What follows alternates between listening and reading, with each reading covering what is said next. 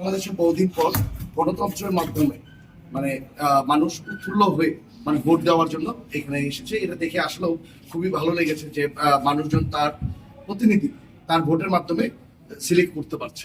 আর নতুন যারা আসবে, এখন আপনার বাংলাদেশটা সারা পৃথিবীটাই জানেন একটা চ্যালেঞ্জিং মুখে পড়েছে, বাংলাদেশটা একটা চ্যালেঞ্জিং মুখে পড়েছে, যাতে গার্মেন্টসের ওনাররা যারা আছে তারা যাতে এই ফাইটে টিকে থাকতে হয়, টিকে থাকার জন্য ঐক্যবদ্ধভাবে যাতে বাইরের যে কোনো সমস্যাকে যাতে মোকাবেলা করে যাতে টিকে থাকতে পারে, সবাইকে নিয়ে, শ্রমিকদের নিয়ে, আসলে বাইরদের নিয়ে, এই প্রত্যাশা রাখি যাতে আমাদের ব্যবসাটা ভালো দিকে যায় এবং মানুষজন যাতে বাংলাদেশটা যাতে উন্নতির দিকে যায়।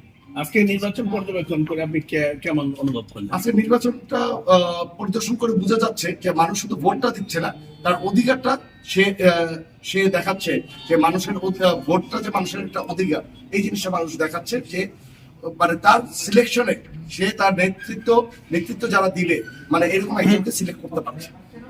ধন্যবাদ।